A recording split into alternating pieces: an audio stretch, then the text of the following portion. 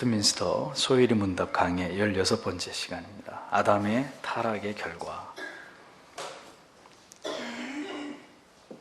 아담의 타락의 결과. 소일이 문답 16문은 모든 사람이 아담의 첫 범죄 안에서 타락하였습니까? 하는 질문입니다.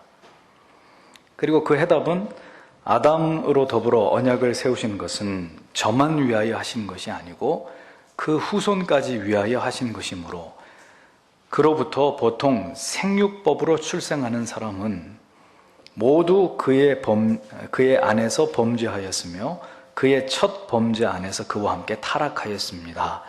이렇게 설명하고 있습니다. 자, 이게 무슨 뜻인지 이해가 되시죠? 네.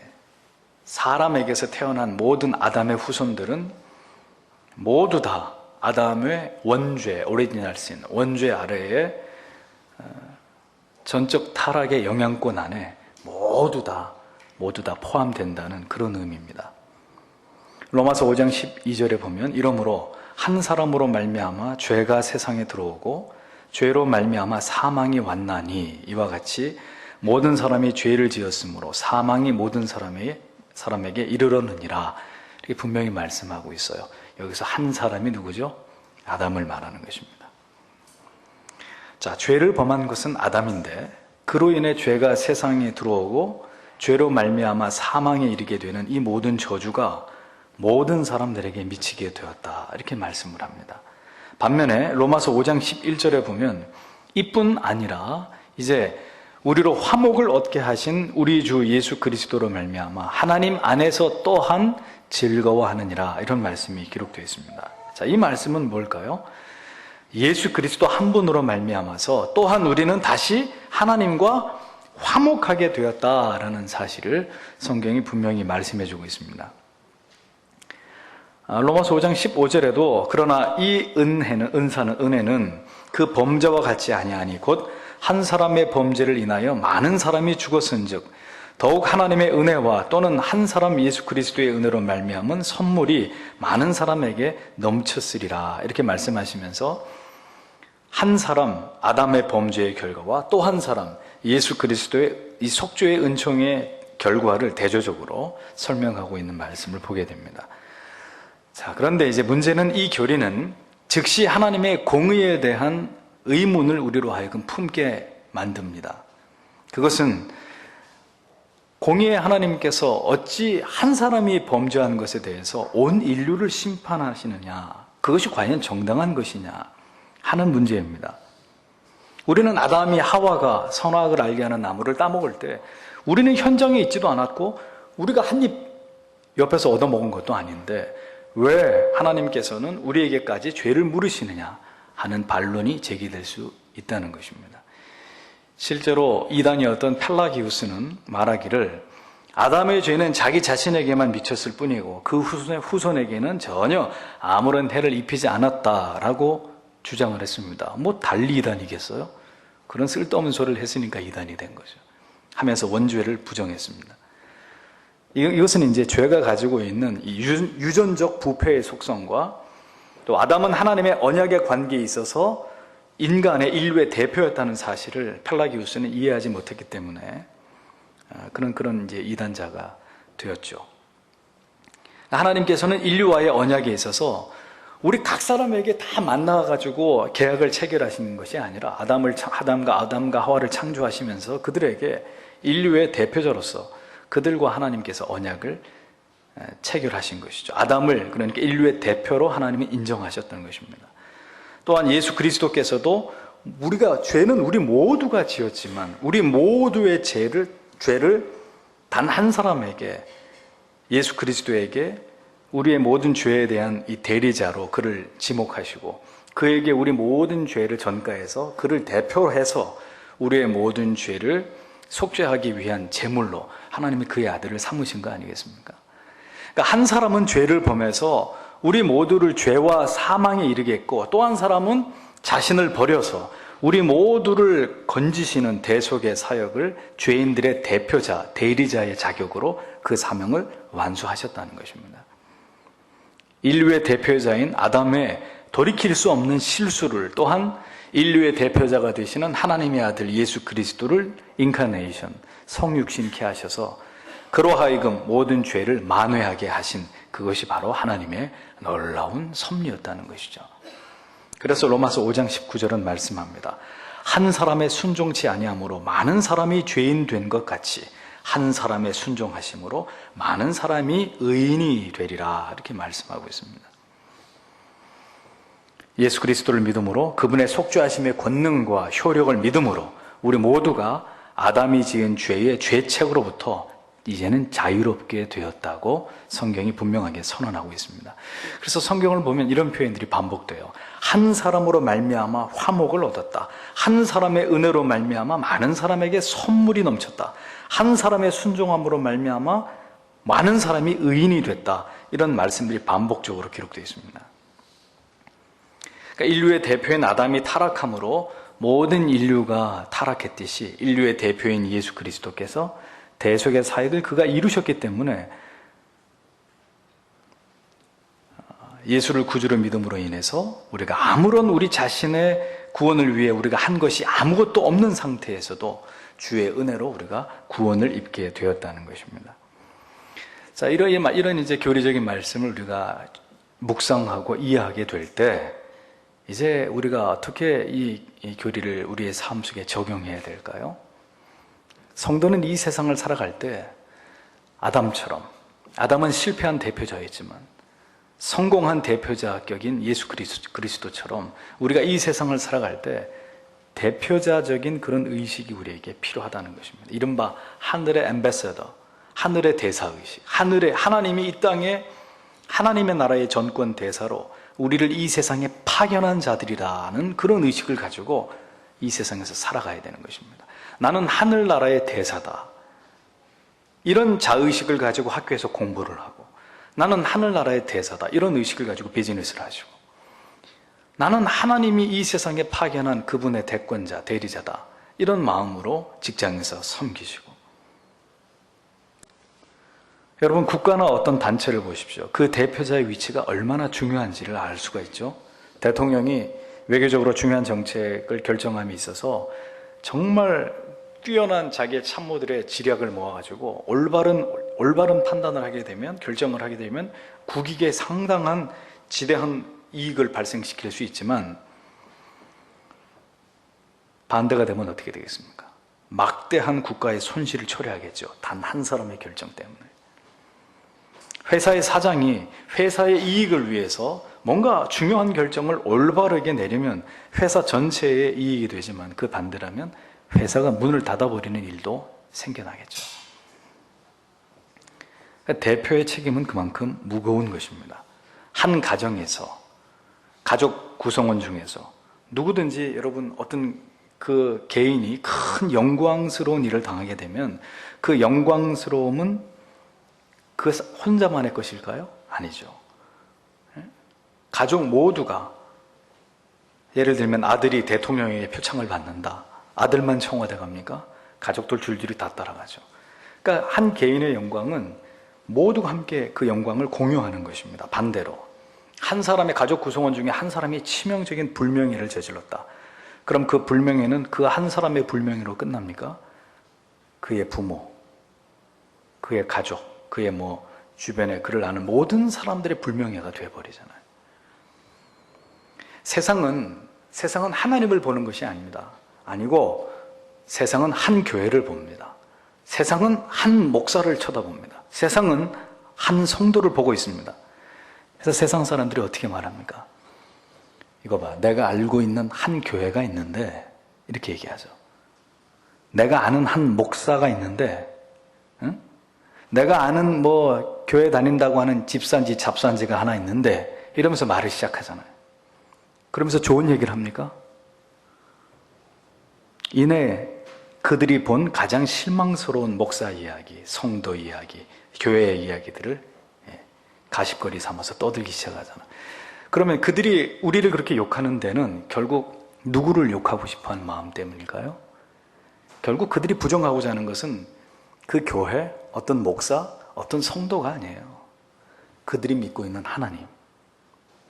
잘 믿으면 천국에 보내주고 자기들처럼 안 믿으면 지옥에 보낸다는 그 고약한 하나님, 그 하나님을 비난하려고 하는 거죠. 그래서 말은 하기는 내가 아는 어떤 교회에 있는데 그 교회 맨날 싸움박질하고 뭐 이런 식으로 얘기를 하지만 결국 누구를 욕하는 거예요? 하나님을 욕하는 거죠. 그래서 우리에게는 이런 대표자 의식이 필요한 것입니다. 나의 행실과 말과 타인에 대한 삶의 태도가 곧 이 세상이 인식하는 기독교, 이 세상이 인식하는 하나님, 세상이 인식하는 교회의 이미지가 될 수 있어요. 나 한 사람이. 좀 줄여주세요.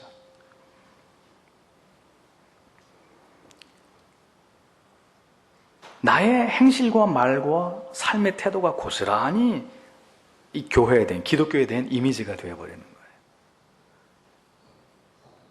여러분들은 한 잔 같이 술 마시는 걸로 끝나지만 그 술잔을 기울이는 동안 내내 상대방은 에이, 저게 무슨 신자야? 저런 것들이 무슨 예수를 믿는다고? 내가 부도덕한 행위를 저지르면 나만 부도덕한 사람이 되는 게 아닙니다. 나의 가족, 나아가서 내가 섬기는 교회, 더 나아가서 내가 믿는 이 기독교, 하나님, 그의 이름까지 먹칠을 하게 되는 것이죠. 교회 다니는 사람이 그런 죄를 지어?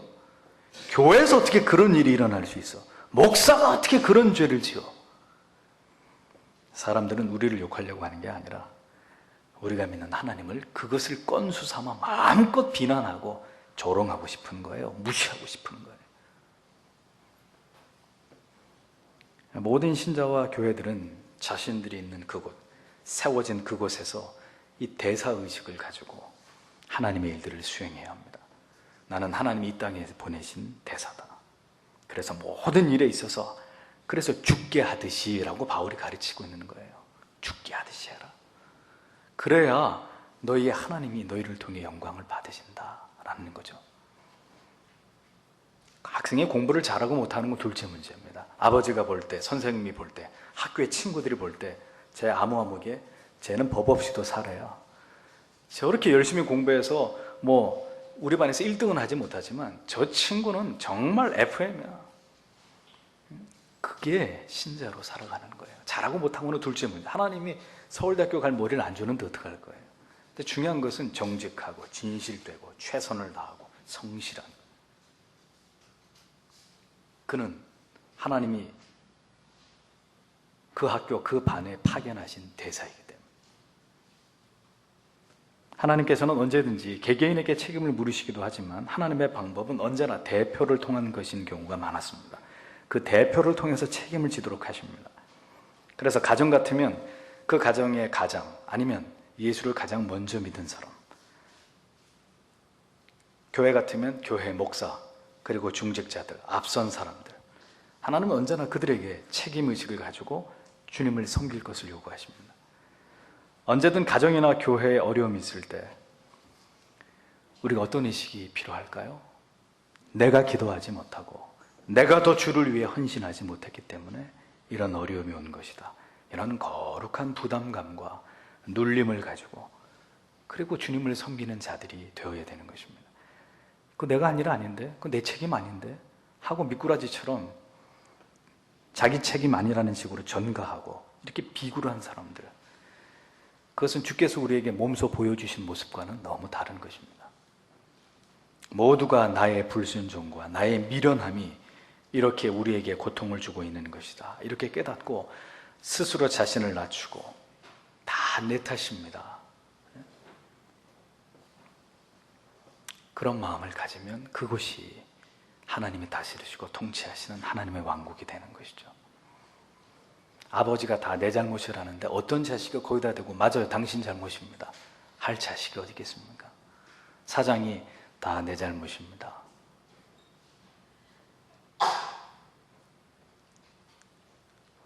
나의 그랬던 행실이 바로 내가 믿는 하나님의 영광을 실추시키고 교회의 영광을 실추시키고 성도의 품위와 명예를 훼손할 수 있다는 그런 의식으로 우리는 언제나 대표 의식을 가지고 가정과 이 세상의 어느 곳에 있든지 최선을 다하면서 살아가려고 하는 그런 사람들이 되어야 되는 것입니다.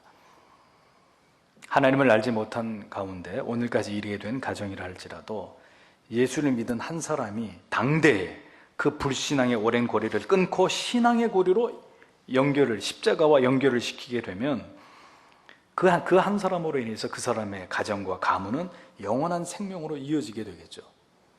이것이 한 개인과 가정과 가문을 건지시는 하나님의 섭리입니다. 한 사람을 보내서, 한 사람을 예수 믿게 해서, 한 사람의 결단을 통해서 가족, 가문 모두가 그리스도의 속죄의 보혈을 수혈받게 되게 하나님 그런 은혜를 베푸시는 것이죠. 반대로 한 사람의 불순종과 미련한 고집 때문에 그의 가정이, 그리고 그의 기업이, 그의 교회가, 그 사람의 모든 주위에 있는 사람들이 영적으로 피폐해지기 시작하고 고통을 당하는 일들이 일어날 수도 있다는 것을 우리는 잊지 말아야 됩니다.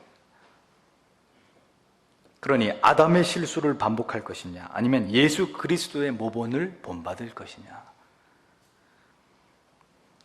주님께서는 요한복음 12장 24절에서 이렇게 말씀하셨습니다. 내가 진실로 진실로 너희에게 이르노니 하늘의 밀이 땅에 떨어져 죽지 아니하면 하늘 그대로 있고 죽으면 많은 열매를 맺느니라, 이렇게 말씀하셨습니다. 이게 뭘까요? 결국 나의 문제라는 거예요. 내가 죽으면 모두가 살지만 내가 살아있으면 모두가 고통받게 되는 것입니다. 만약 여러분들의 가정에 고통이 지속되고 있다면 누구 때문이야 하고 책임을 전가하려고 하지 마세요. 내가 하나님 앞에 바로 서지 않았기 때문이다, 이런 마음이 필요한 것입니다. 여러분들의 교회가 계속 어려움 가운데 놓여 있다면 이것은 누구 때문이 아니라 바로 기도하지 않는 나, 여전히 나의 문제라고 여기지 않고 있는 나 때문이라는 마음을 가지고 주여 나를 바꾸어 주십시오 라고 기도해야 되는 것입니다.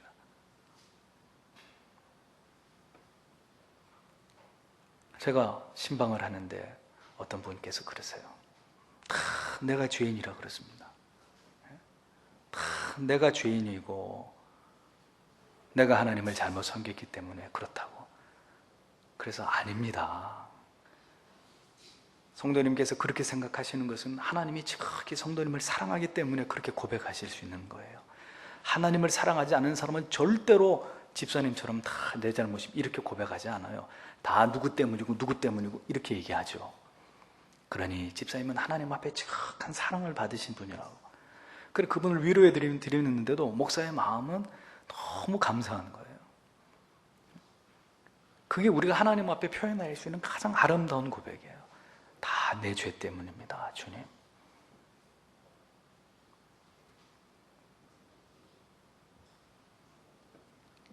우리 모두가 그런 의식으로 그리스도께서 자신을 희생하심으로 죄의 전가와 전의를 막고 결국 우리를 다시 영생을 얻게 하셨듯이 오늘 우리에게도 가족을 위해서, 교회를 위해서, 내가 몸담고 있는 곳의 평화와 진실과 정직을 위해서 자신을 희생하고자 하는 마음의 결단이 필요하다는 것입니다. 예수께서 모든 인류의 죄를 지고 그분이 속죄를 이루신 것처럼 그가 그렇게 모든 죄를 대속하시면서 대표적인 우리를 대표하는 희생이 되심으로 하나님의 뜻을 이루신 것처럼 오늘 사랑하는 성도 여러분, 여러분들이 어떤 거룩하고 아름답고 하나님의 나라를 위한 가치는 일에 거룩한 대표성을 가지시고 그 사명을 감당해내는 그런 멋있는 하나님의 사람들이 되셔야 돼요. 대표성을 가진. 그 사람 때문에 그의 가정이 살았어. 그 사람 때문에 그 교회가 영적으로 살아나고 부흥하게 됐어. 그 사람 때문에 우리 회사가 살았고 그 교회로 인해서 이 민족이 다시 살아나게 되는 거룩한 그런 하나님의 부흥의 역사가 일어났어 라고 사람들이 말할 수 있는 영적인 거룩한 대사의식을 가진 그런 성도들이 많이 일어나는 회원교회가 되어야 할 것입니다. 아담이 자신으로 인해서 이 땅에 생겨날 수많은 후손들을 정말 좀 생각했다면, 진지하게 생각했다면 그가 그렇게 경솔하게 죄를 범하지 않았을 것입니다. 그에게 인류를 대표하는 대표성이 있음을 아담이 더 깊이 이 문제를 신중하게 생각하고 나는 앞으로 이 땅에 태어날 모든 인류의 대표자다. 이것에 대해서 더 투철하게 만약에 아담이 이 무장을 하고 있었다면 인류의 원죄가 이렇게 전이되고 오염되는 일이 일어나지 않았을지도 모릅니다.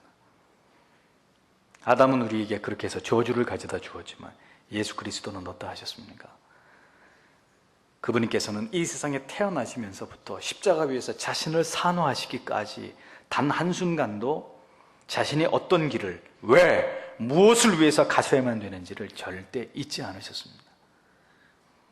아직 태어나지도 않은 저와 여러분들을 위해서 우리의 속죄와 우리의 영생을 위해서 주님은 그 세상 끝날까지 진행될 이 택저 구원의 완성의 사명을 생각하시면서 주님은 자신을 초계와 같이 버리시는 거예요.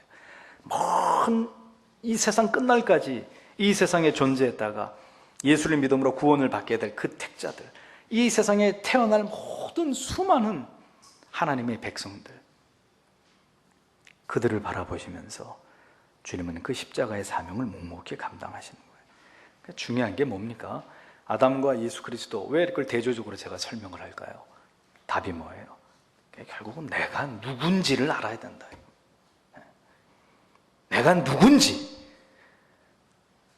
이 시대를 살아가야 되는 이유가 뭔지, 내게 어떤 사명이 주어져 있는지, 내 가정에서, 내 가문에서, 그리고 교회에서 나의 위치가 어디인지, 하나님은 나에게 뭘 기대하시는 건지를 아셔야 된단 말이에요. 자신의 사명이 무엇인지 알아야 그 사명을 위해서 살 것이 아닙니까? 그 사명이 그의 존재의 이유가 되고 목적이 되지 않겠습니까? 근데 뭘 위해서 사는지를 모르니까 어디 있어야 되는지도 모르고 어떤 가치를 위해서 죽어야 되는지도 생각이 없는 거예요. 후에 하나님 앞에 섰을 때 주님 이렇게 사명을 감당하다가 왔노라고 떳떳하게 말씀드릴 수 있어야 될 거 아니에요. 기회는 한 번밖에 없는데. 오늘 여러분들은 여러분 자신만을 위해서 살아가는 아담과 같은 무책임한 자입니까? 아니면 여러분들을 통해서 이루어진 여러분들의 가문의 역사, 주님의 몸된 교회의 미래의 역사를 위해서 존재하시는 분이십니까? 여러분 자신에게 물어보세요. 어떤 사람이 주님을 위한 일꾼이 되기에 합당할까요? 누가 교회를 섬기는 자 되기에 합당할까요? 자신의 이익만을 위해서 자기의 이익을 앞세워서 살아가는 사람일까요? 아니면 거룩한 대표의식으로 자신을 희생함으로 가정과 내 가문과 주님의 교회를 살리려고 하는 그 사람이 진정한 일꾼이 되어야 될까요? 사람의 말로 듣지 마시고 주의 음성으로 들으십시오. 모든 사람이 아담의 첫 범죄 아래서 죄인이 되었지만 예수 그리스도의 속죄하심으로 그 죄의 고리가 영원히 끊어져 버린 것처럼 한 사람의 희생으로 모든 어두운 시대가 종식되고 새로운 시대가 도래하는 이 위대한 사명에 헌신하는 자들이 여러분들 가운데서 일어나야 되는 것입니다. 아담의 죄가 전가되었듯이 오늘 여러분들의 하나님 앞에서의 직무의 유기는 여러분들 대해서만 끝나는 것이 아닙니다. 여러분들의 자녀와 그 자손에게까지 계속해서 전이 될 수 있다는 것을 잊어서는 안 돼요.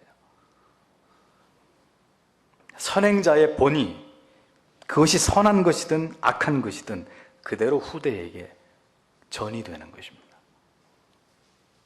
아브라함이 자기 아내를 누이라고 속이자 기가 막히게, 정말 기가 막히죠. 이삭도 자기 아내를 누이라고 속이는 거짓말을 어떻게 판박이처럼 따라합니까? 가르쳐준 것도 아닌데. 오늘 살아가는 회원의 기성세대 우리 성도 여러분, 우리의 후손들에게 무엇을 남겨줄 것인가를 생각해 보신 적이 있습니까? 우리 회원교회 1세대 그리고 2세대 여러분, 우리 3세대, 3.5세대, 4세대들에게 과연 어떤 명예로운 신앙의 전통을 계승할 것인지를 생각해 보신 적 있으십니까? 저들에게 뭘 물려줄 건지.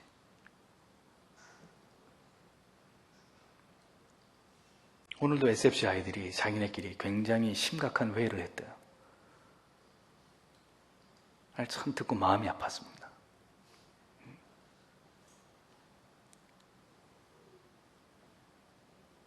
조금만 더 참으면 돼요. 조금만 더 참으면 여러분들을 잘 지도해 줄 교육자가 올 겁니다. 앞선 자들을 그대로 따라가게 되어 있습니다. 아름다운 모습이든 추악한 모습이든. 오늘 우리에게는 예수 그리스도처럼 선순환의 고리를 이어갈 자들이 필요합니다. 과거의 모든 실수와 아픔과 어두움으로부터 현재와 미래를 그것과 과거와 단절시키면서 새로운 역사를 이룩할 그런 하나님의 사람들이 절실히 필요한 거예요. 여러분들이 바로 그런 사명을 감당해낼 수 있을지 여러분 자신에게 물어보십시오. 기성세대를, 이전 세대를 비판하기 전에 과연 우리 회원교회는 다음 세대를 책임질 준비가 되어 있는가? 그 사명을 위해 하나님께 준비하고 기도하셔야 되는 거예요. 무엇이든지 시작이 중요합니다. 어떤 역사의 시작이 되고 싶으십니까? 여러분들이 조나단 에드워즈를 이야기할 때 그분의 가문의 후손 중에 훌륭한 인재들이 많이 일어났다는 얘기를 여러 번 들으셨죠? 부총리부터 시작해서 상하원 의원, 교수, 의사, 군대 장교, 장군들, 조나단 에드워즈의 가문은 그야말로 번쩍번쩍합니다.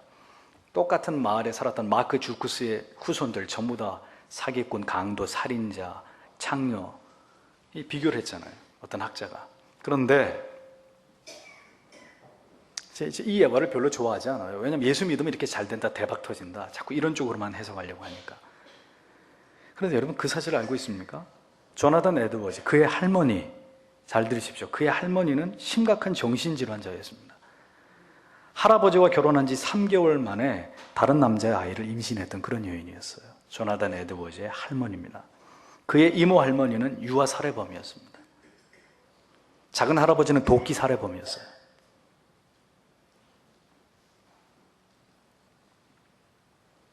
예수 잘 믿으면 그 자손 대대로 복을 받는다. 이게 조나단 에드워즈의 가문의 교훈이 아닙니다. 보십시오. 제가 지금 얘기한 사람들은 다 조나단 에드워즈의 윗대를 말씀드렸죠. 그러니까 사실은 조나단 에드워즈에 이르기 전까지 그의 가문 역시도 한마디로 엉망진창이었다는 거죠. 그러나 그의 외할아버지가 다행스럽게 당대에 아주 존경받았던 솔로몬 스토타드라는 목사님이었습니다. 그래서 그 외할아버지의 영향을 받아서 결국은 조나단 에드워즈가 그 흉악한 가문에서 목사가 됩니다. 솔로몬 스토타드 그리고 그의 외손자 조나단 에드워즈 때에 하나님을 경외하는 신앙으로 그의 가문과 가정에 아름다운 신앙의 고리가 연결이 되니까 어떻게 됐어요? 이 두 사람 때문에 그 가문의 자자손손이 이 선조들의 신앙의 가풍을 이어받아서 하나님을 경외하는 가문을 세워나갔다는 사실을 우리는 알게 됩니다. 그러니까 역사를 얘기하려면 좋은 것만 얘기하면 안 돼요. 조나단 에드워즈 윗대는 살해범, 도끼 살해범도 있었어요. 유아 살해범. 어떻게 보면 가장 죄질이 나쁜 이런 사람들이 조나단 에드워즈의 최측근이었습니다. 보십시오. 아담은 죄의 시작이었으나 예수 그리스도는 구원의 시작이었다. 사랑하는 성도 여러분, 어떤 시작이 되고 싶으십니까? 역사가 여러분들을 어떻게 기억해 주시기를 바랍니까? 깊이 고민해 보시는 여러분들이 되시길 바랍니다. 기도하겠습니다.